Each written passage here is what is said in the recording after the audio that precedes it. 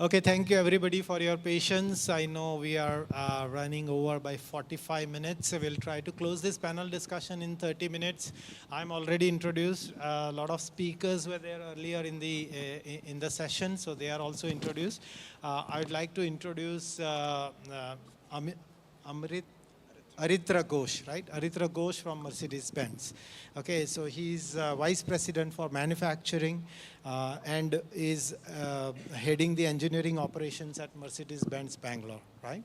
And Krishna Kumar comes from Sientra, right? And he is the business unit head, software center at Sientra, right?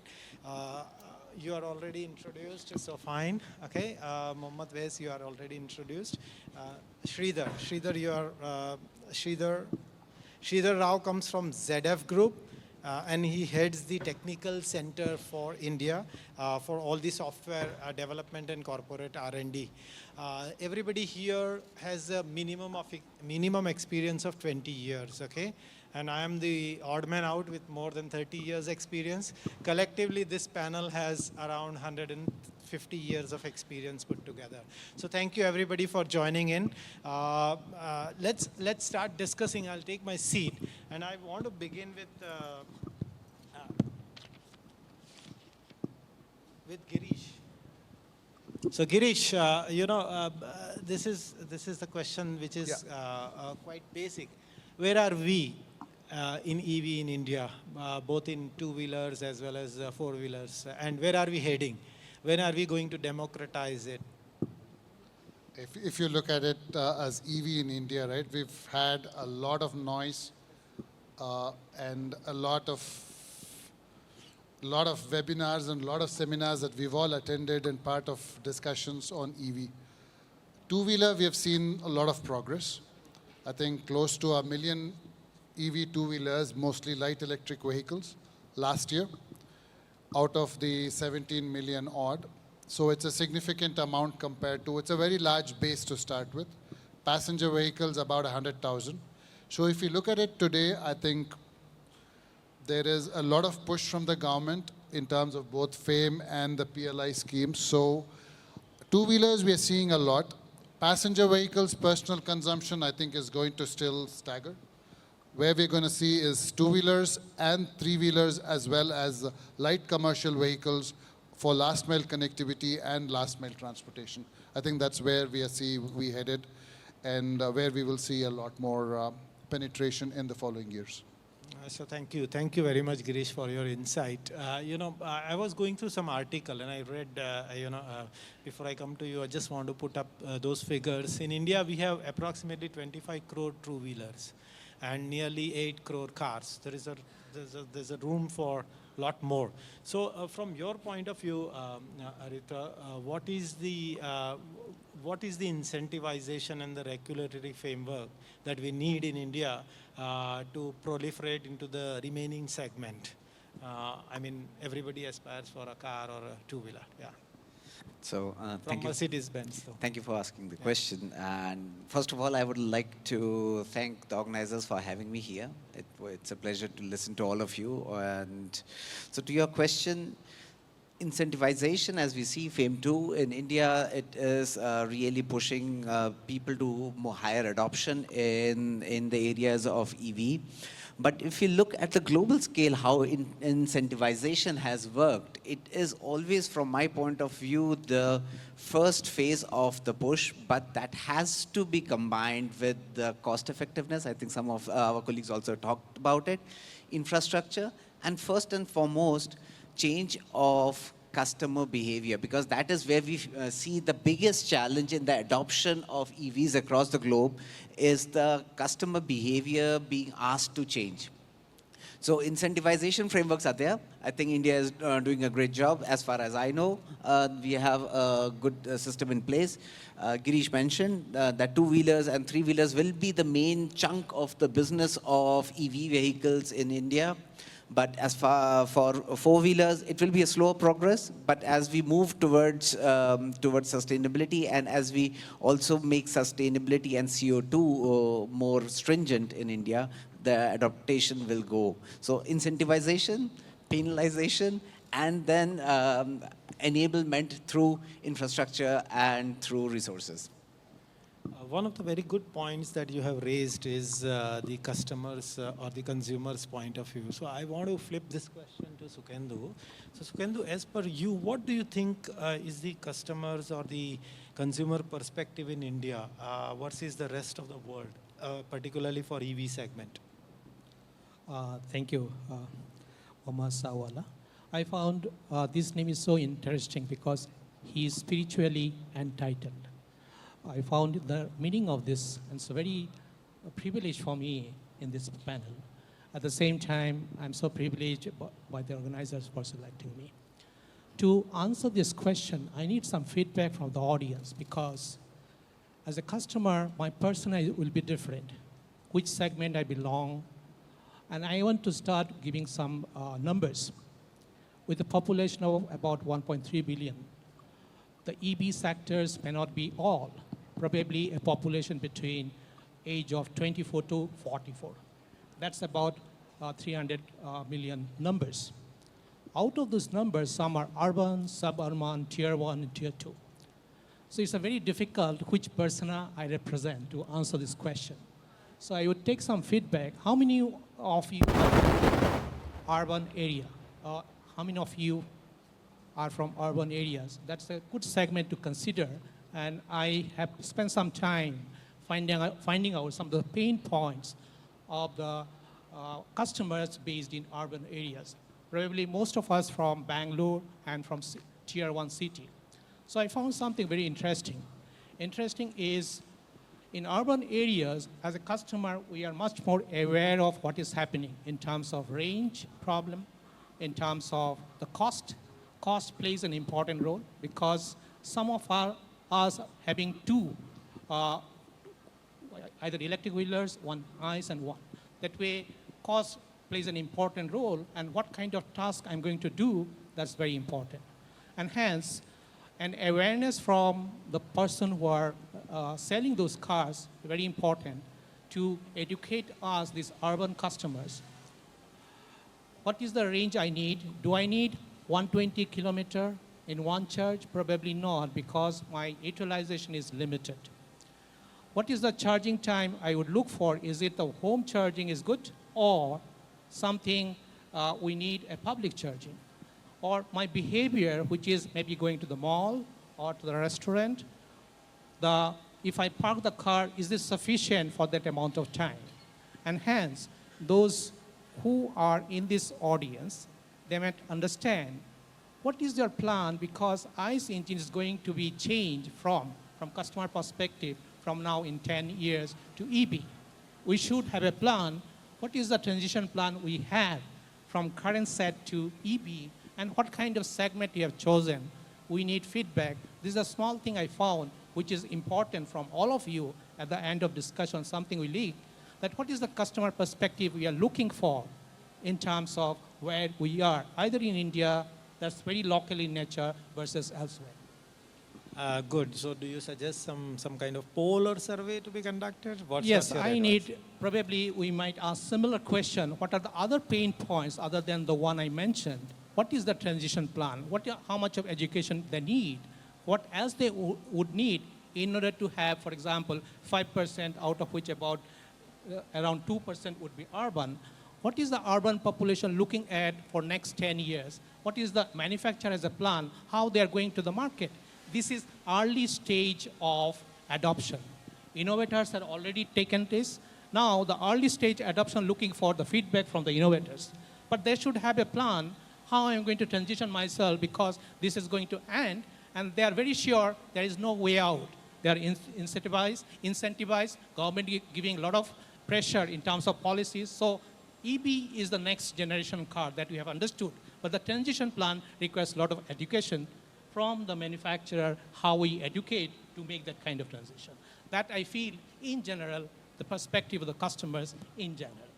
So as you said, EV is the next generation vehicle. So I want to put up this question to Mohammed.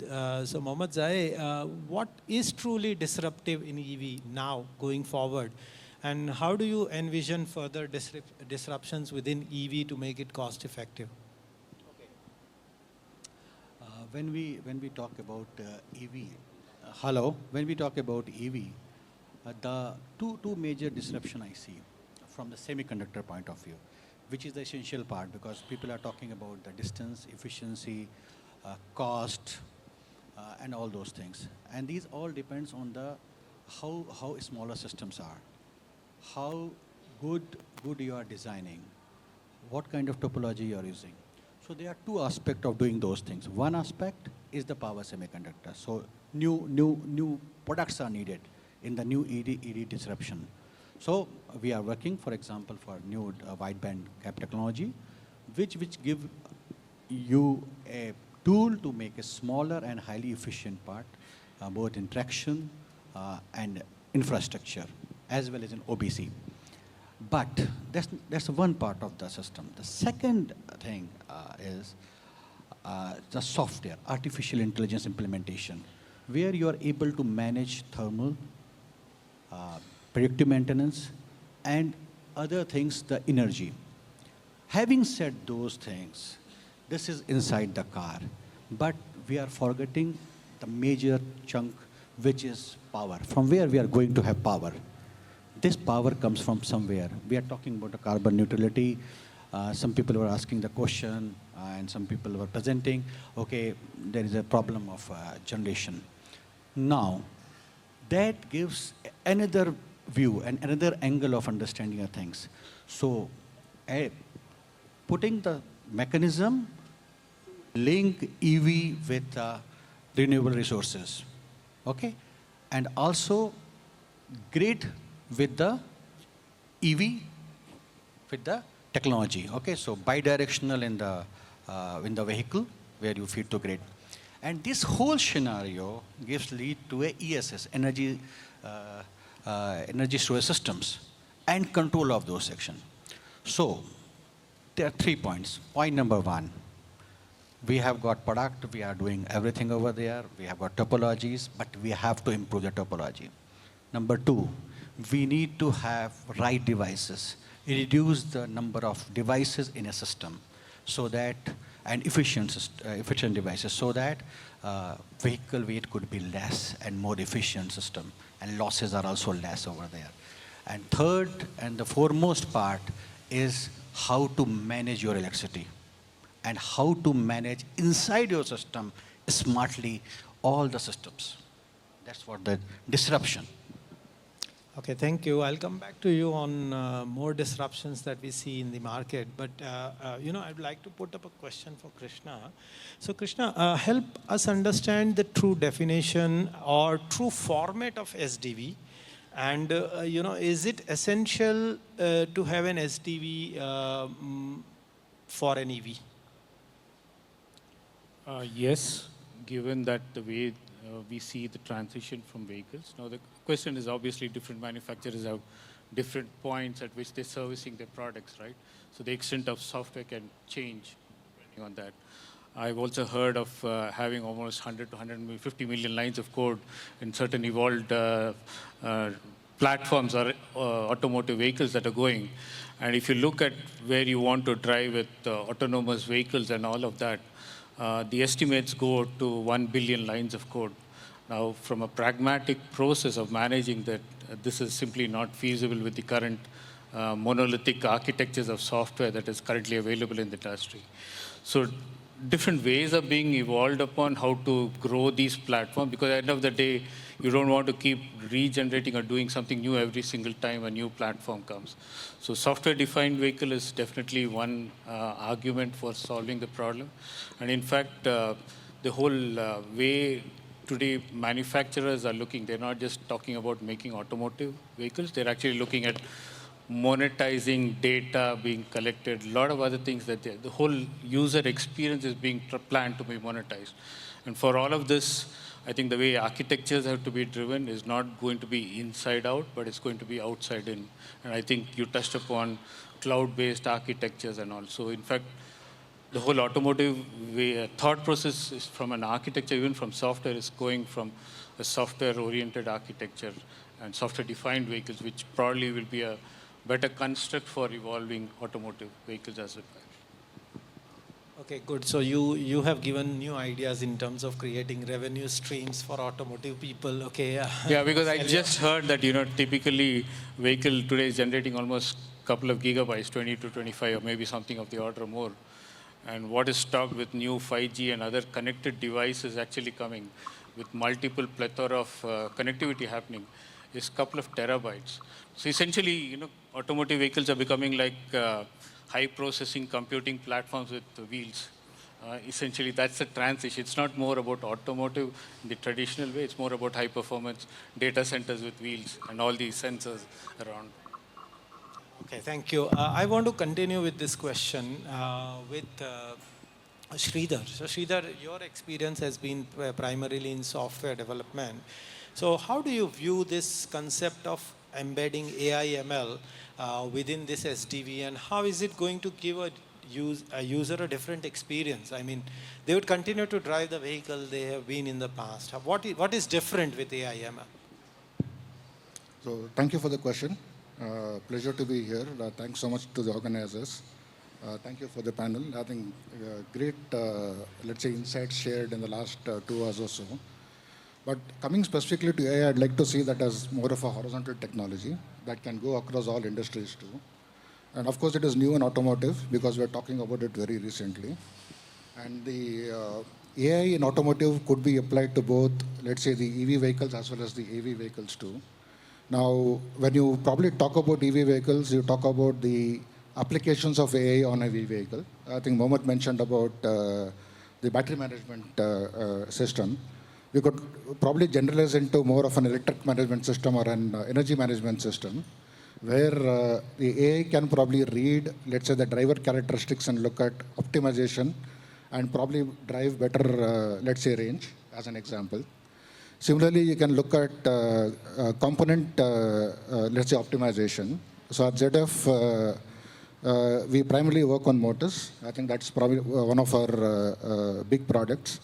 So there is always a temperature difference between the stator and the rotor when the motor basically rotates. And it's important to get this information faster so that you could build better simulation models and ensure that you can cut development costs. That's what we can do. And at the grid level, you could look at data that is coming in, and you can also look at how we can really optimize it, give better power to grids which are maximum used, and ensure that you have better efficiency and energy. Coming to AV, there are thousands of use cases that AI can be applied to. One of the things that we're working on is intelligent chauffeur, where the car acts as a chauffeur and takes you to from place A to place B. But AI per se, I think it is a very powerful technology. I think we need to use it right. And there is always this concern about is AI safe? Is AI reliable? AI is definitely reliable. I think we are working a lot in my center to look at how is it that we can really make AI take split-second decisions. Today morning we are talking about ChatGPT. You type in some, let's say, query, and if the response comes 5 seconds late, doesn't matter. But if you apply a brake and if it doesn't stop, then what do you do? Yeah. So we have techniques. There is ML, AI. We also have reinforcement learnings, which basically work on data that is on real time. These are something that is developing today in the automotive industry, and I'm sure that in years to come, or maybe months to come, we'll have much better results and much better things to demonstrate. Yeah? So AI is here to stay. We need to accept that reality and use it to the best of our, let's say, applications. Thank you. So thank you, Sridhar. So let's talk about manufacturing now, because that's the critical component for success of EV in India to the scale that we are wanting the penetration of these vehicles. So Girish, I would want to understand from you your point of view in terms of what is your advice to the manufacturers of batteries, okay, particularly batteries, because we have a lot of experience of cars. How do we go about from cell to the pack? Yeah, I think some of the fires that we've had has actually given a very bad name and put doubts in people's mind about transitioning to EVs. And batteries are nothing new. All our cars have had batteries for years. Two-wheelers have had batteries. The transformers or the UPS in our homes have all had batteries. So what we're talking of here in terms of the issues that we are seeing in some of these cases is what is mainly thermal runaways, which is essentially excessive heating due to certain exothermic reactions in especially these lithium-ion batteries. And when there is no place for this heat to dissipate or go away, which is we are having some of these issues happen. So if you're looking in terms of manufacturing, it's come a long way since the first concept of a lithium-ion to where we are today. I think one thing has also been driven is by a lot of standards. For example, in the US, it's GTR 20. In India, we had the AIS 156, which is essentially giving people an advance notification or certain eminence in terms of overheating of the batteries. So because today, if you see a lot of it is cells are procured and cells are put into a box with a BMS and then sold. But this is changing. Initially, if you saw, you only had temperature sensors in your battery or in your BMS, which just measured the temperature. But what you're seeing now in the newer batteries, you also have like pressure sensors that sense the pressure. And we also have certain other chemical sensors that kind of sense, for example, hydrogen sensors, which are like determining if there is any hydrogen being created within the batteries.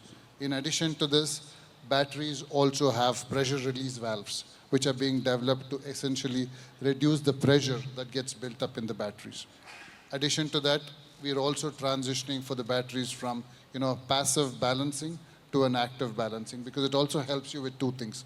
One, enhance the life of the battery, and also basically helps you with not having excess temperature or pressure buildup. So we've come a long way. There is still a lot more to go. But definitely, I think what we saw in India was the regulations came in much later after we had these instances and should have been the other way around. So definitely, we are seeing a lot of progress happening. Thank you, Girish. I want to throw similar question to you, Sugandhu. Okay.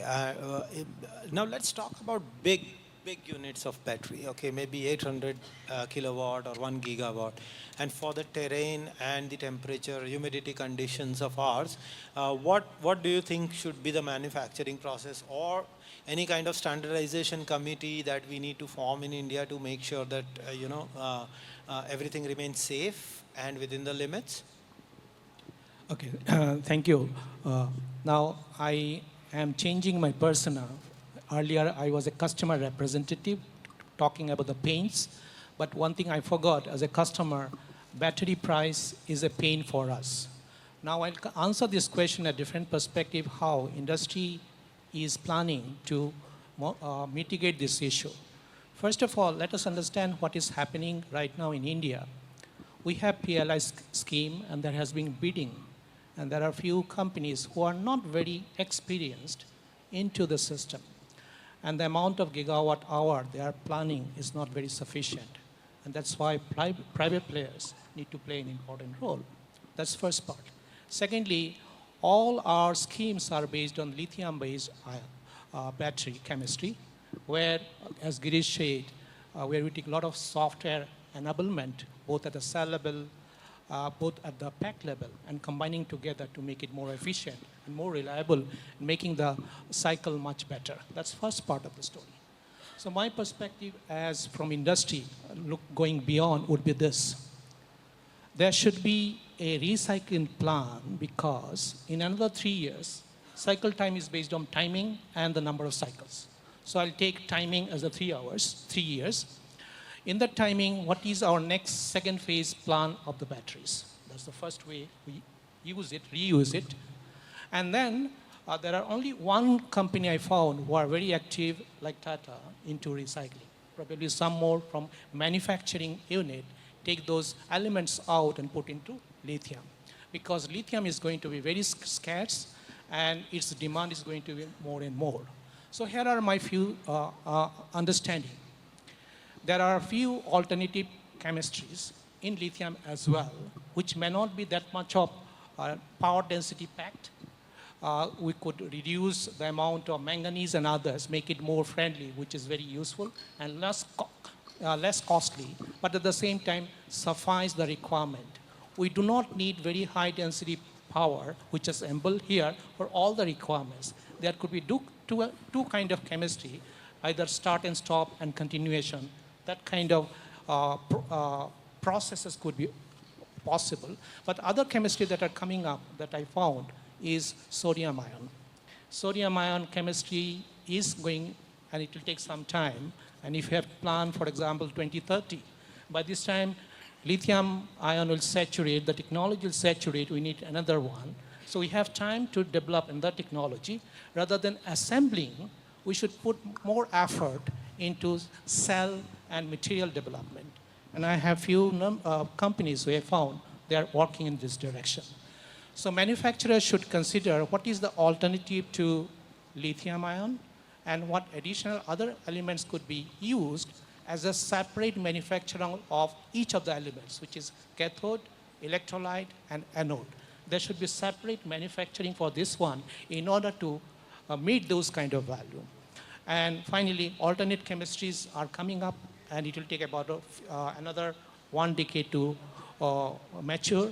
And finally, what Girish said is also correct. For some of the applications, hydrogen is going to be very, very important. It is not very energy density, but its cost and the way it combines together our ICE engine as a cylinder are very, very perfect. And one question you asked, our governing body, which gives in terms of security and check, is very strong, better than European Union, because amount of thought we have put, Indian government has put on those governing body to put policies are so strong. Even we are one bench or one mark better from outside world when you talk about BS6 policies. So definitely, to answer your question and summarize, we need alternate chemistry and a variation of lithium, maybe solid cell, as well as hydrogen fuel. Excellent. So that probably can help us build even the batteries which are more sustainable, to the environment. Okay. So thank you. Before I move on to hydrogen cell, I have the questions reserved for both, Mohammed and Sridhar. But I'll come back to you. I just want to go to Krishna because something that prompts up my mind in terms of software. How can software optimize the powertrain in terms of balancing of speed, torque, etc.? Can it really help in that? Yeah. So if you've seen the narrative across each one of them and the presenters earlier also, every single time they're talking about how to make optimization, how to do something better, how to make it fungible, scalable, all of this. So I think the underlying thread is always, I think key thing is software, because that's the one thing that can be more fungible in terms of facilitating that. So I don't see why that would be a challenge, but I think the problem comes with making that huge. When you have so many elements, how do you orchestrate this in a car and ensure that the car is doing what it's supposed to do in addition to all the other things that you're doing? And I think that's where software and the new architecture and thought process is actually driving the thought process, how to make it happen in the future. So you try to say that there are too many scenarios for any software to memorize and then act on it? Yes, and it's not, just use a case of ADAS and then looking at motor control. Now, how do you bring the synchronization between these two different islands? And the same goes between the semiconductor island and the application island. So how do you connect all of them is only by ensuring that you build a good architectural thought process, how you're going to orchestrate it. Excellent. You have given a good eagle eye view about how software is going to look like in the cars. Okay, thank you.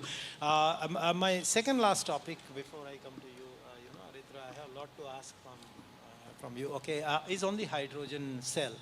Okay, there is one company which is very strong on saying that we need hydrogen cell, not just EV. Okay, Sridhar, what is your view?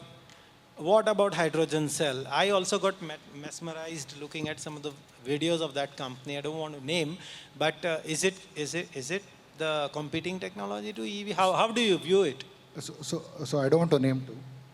But I don't think it's it's not hydrogen or battery. I think in today's context, it is hydrogen and battery. And the reason for that is well explained by our colleague here. But if you really look at the comparisons between these two technologies, and you get back to your presentation when you started on the top 3 challenges that is basically faced in the EV industry. One is range. hydrogen fares better. EV is pretty, I won't say bad, but I think we have improved.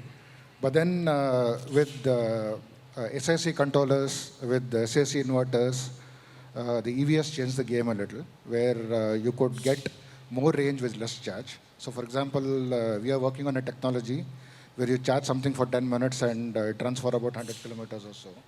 And that's possible because of SIC. And you talk about charging infrastructure. EV is available, EV is affordable.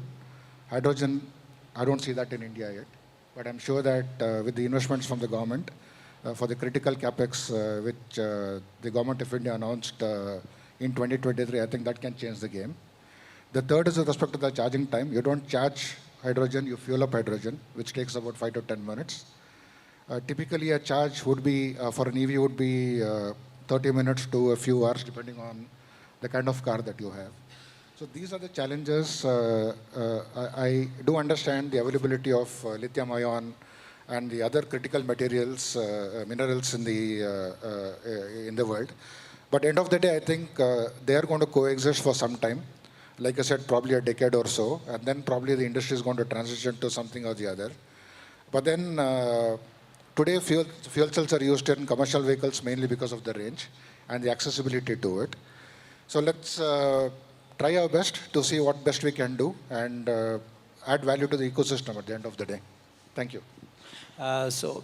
Just want to quickly understand from Mohammed Zia, is hydrogen cell and EV the end of it? Is it, or more is yet to come in disruptions? When we talk about any kind of disruption, whether it is EV or whether by battery operated, or whether it is hydrogen cell, you need to generate hydrogen. You need energy. From where you get it? That's the major issue at the moment. You need to charge your battery, you create the hydrogen. So the only solution is renewable energy to be sustainable world. Okay? Otherwise, you could say, keep on saying, but nothing will happen. If you use from left pocket to right pocket, never carbon neutrality would be met, number one.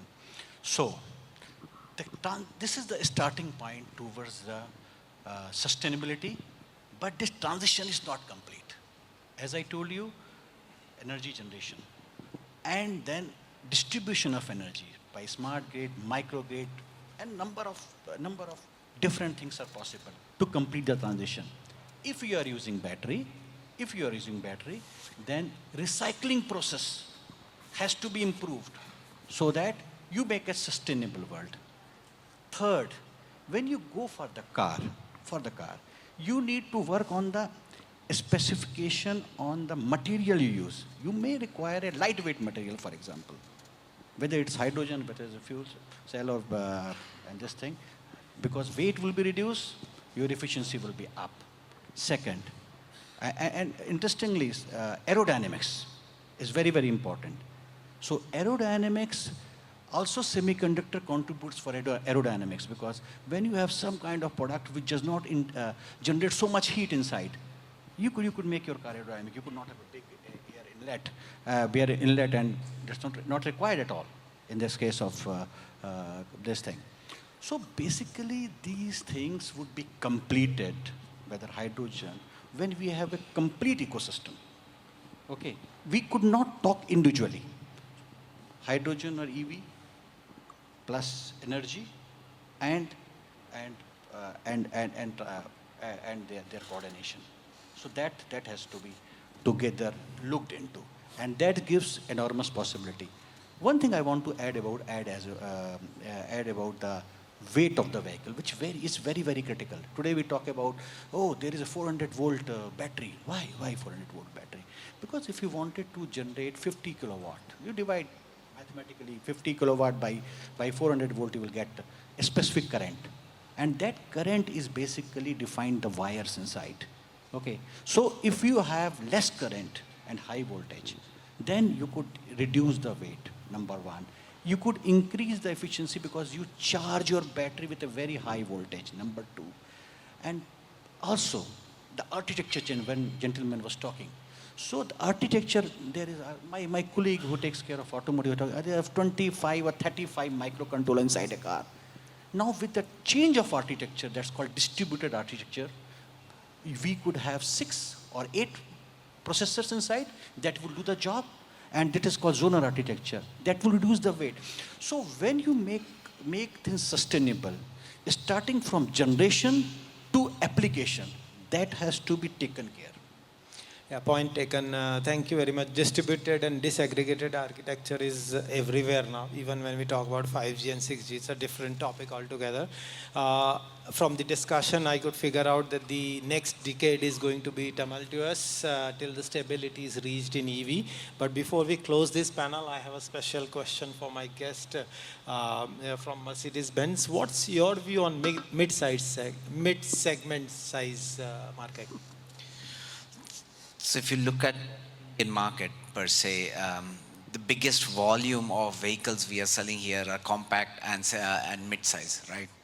And the mid-size segment, for my understanding, as the economic power of India is growing, as the market is getting more and more mature, it will be the biggest segment which will be growing. This is also seen in some of our product lines. So we as a company have, that's why I decided to electrify all our segments. So we start with the EQA, which is our compact, going up to the EQS, which is our high-end luxury EV.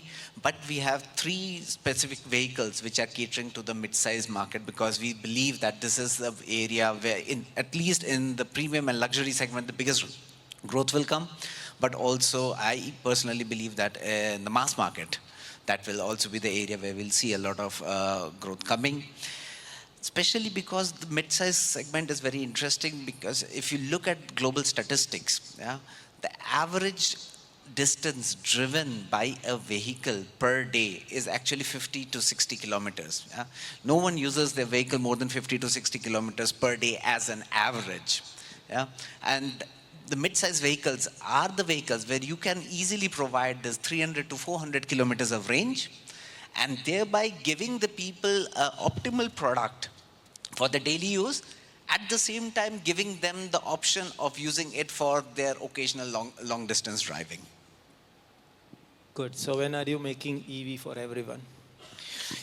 We are making EV for everyone. We are making, that's what I said, we have 6 different EVs in a different segment. We are making EVs for everyone. We are making EVs for every market. So even though India, for Mercedes-Benz point of view, is a relatively smaller market, we are locally producing our EQS vehicle in India. We have already localized it because we are bullish about the EV segment in India. And we have a CKD plant in Pune, which has only selected models which are done here, only the models which we believe have high volumes or high growth potential, and we believe India will have a high EV growth. That's why we have already localized it, and trying to also working very closely with local vendors, local suppliers, also to reduce the cost of the vehicles. I don't know whether it will enter the mass segment. I don't think so. So I'm extremely sorry for that. But for the segment we are catering, we will definitely be the most competitive EV portfolio in the market. Thank you very much for that insight. So ladies and gentlemen, this is where we want to end. It's my pleasure being with the industry stalwarts here, and thank you very much for your time. Have an excellent lunch.